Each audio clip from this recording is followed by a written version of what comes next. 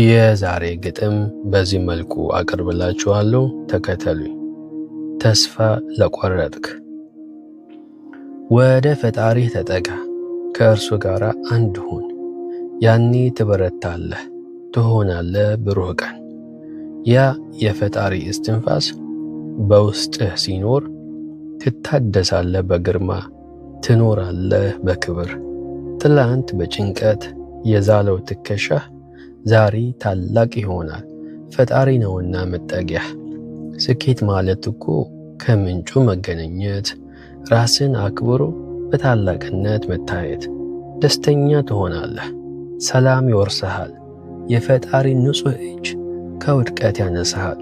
ስለዚህ ራስን አክብር፣ ውደደው ማንነትህን። የፈጣሪ ጥበብ ነህና አትልቀቅ ኩራትህን እላለሁ። ተስፋ አትቁረጡ። ስለሰማችሁኝ አመሰግናለሁ። ባላችሁበት ሁሉ ሰላማችሁ ይብዛ እላለሁ። መልካም ቀን።